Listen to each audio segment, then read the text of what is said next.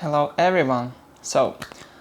Um, in this video I continue discussing 10 pillars of 10 pillars of money management. Um, and I will continue, three more pillars. The pillar number 4 is start count your money. I don't say like manage, because manage when you control your money. I say start count. Every day you spend money, and you should count how much do you spend and how, not how, yeah, you count how much do you earn, but every day you count how much do you spend. I made that decision a long time ago, and sometimes it's not great, because every day I wrote, so I wrote how much I spent. I kept all receiving checks, receivings, and I remember, like, I rarely, like, every day I wrote. After like a year I stopped doing that, and then instead of every day I did that like once per week. So this was one of my systems, and the more I count, the more money always came to me, and even always I attract more money because I know how much I want.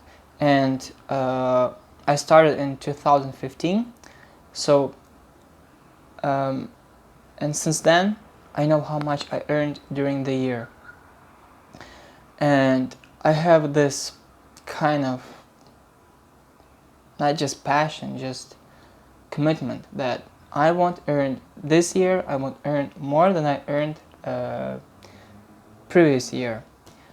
And I did that, and every year I see result that I'm doing a good job, and I'm also paid very well, and I see the result. And this result always gives me the motivation that, okay, maybe I should try something else. So this is the pillar number 4, count your money. Pillar number 5 is every month save 10%. So everyone knows about savings, yes, but it's hard to save money when you always spend, especially when you have family. And it's not easy, but you should find a way, to save even 10%, because this also will connect, number 5, number 6 pillar is also kind of like one big pillar, but I divided into pillars like 5 and 6, because okay, I want to talk about pillar number 6, which is number 5. Pillar number 5 is something that you should start, because you save 10%, and you mustn't spend these 10%, even when you're even when it's super hard and you know what to do and you don't have enough money. Because let's just say you saved like 10% every month during the year, and you have some amount of money, and then something happened and you don't have enough money, so you take this you take some amount of money from this the savings you have, and then you know, you managed, you solve the problem that you have, and then, again, you save money, and then something happened and you take money from the savings. But this is one of the biggest mistake you can do, because you shouldn't afford that, because you shouldn't allow yourself to do this, because when you have a financial problem and you have savings, this is I call it old reserve. Old reserve is like older reserve. You mustn't spend this money. Instead of take this money, you should start thinking about, okay, I don't have enough money, my salary is not enough to pay bills. So you should start thinking about another way how to earn money instead of take money from your savings. Because if you take money from your savings, you will never learn the way how to earn money, instead of your salary you have, so yeah, sometimes, yes, I don't say like don't use these savings. Yeah, you should use savings, but use them wisely, but not always.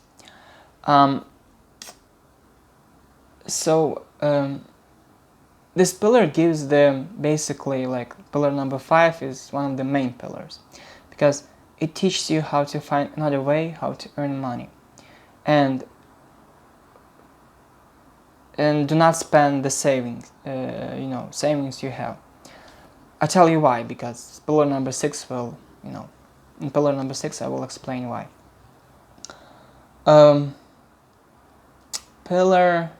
Yes, so now about pillar number 6. Pillar number 6. Pillar number 6 is also one of the main.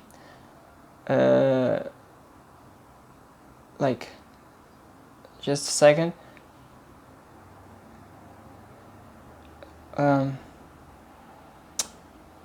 All savings that you saved during the 6 months, you should count them. How much you saved, how much you saved. You should count all the money that you have, and this is the same amount of money you need to have in your bank account. You have savings, and you also need to have the same amount of money in your bank account. And I know it sounds kind of, what? Yeah, like, how can I have the same amount of money if I have my savings and my salary? So yeah, this is kind of tricky. But the point is that, do you remember I talked about pillar number 5, your savings. So if you didn't spend your savings, for example, you save 10%, during the year, and you didn't spend this money, and then second year you also save every month you save 10%. So the money you had that you saved from the last year, you should put in your account as the money and then the money you save, like, in the second year, it can be like first 2 months, first 5 months, I don't know, like, you should save as the same way as you saved the previous year. And pillar number 6 is all these savings, that you had, that you saved during the 6 months or 12 months, you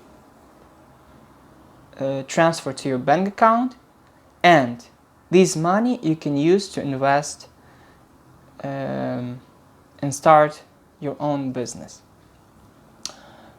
And this money will help you to start something. You can try. I can't, it's hard to say that, if this will work, or I also tried many things and they didn't work. I spent my money, but come on, this is the life. uh, so I yeah, I did that. But the idea about basically these two pillars, pillar numbers 5 numbers, is that you save some amount of money, and after like 2 years you have, for example, like 100 or 200, like I don't know, like $100,000, yes. And now you can invest this money, because this is the amount of money that can help you to start, a new life. And why you should use this money? Because instead of loan money from the bank, you can use this money, and then you won't be paying the loan, because you have a loan from the bank. So let's just say the same amount, like $100,000, and then you will pay more, because bank also wants their not just but yeah, you will pay these $100,000, but bank also wants their own share, so you will pay more. But when you have this money on your account, for that you transferred from your saving account into your, let's just say, current account, and this money you can use to invest, like I said, into business, start some online store, or build something that you're passionate about. Yes, so this is the idea, 3 pillars. First, you count money, then pillar number 4. Number 5, you save 10%, and number 6, all your savings that you have in your saving account, like not all, let's just say 50%, you invest in your current account, and you transfer in your current account, and then you invest this money in the business you want to start, and then you won't lose. And this is the way how not to lose the money, and not to be not to own, not to be like just not to be the person who gives away all the money that they earn to pay the bank pay bank loan. So yeah, be wise with your money. Do not allow yourself spoil yourself, because you can save some amount of money, let's just say, during the year, and then you start thinking, okay, I have this dream, I want to travel, yes, and then you spend this money, and yeah, you had some good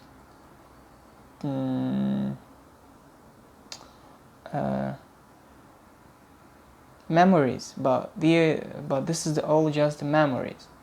So, but if you use this money and you invest and start some business, you have more chances, to get more money, because you start some business, you study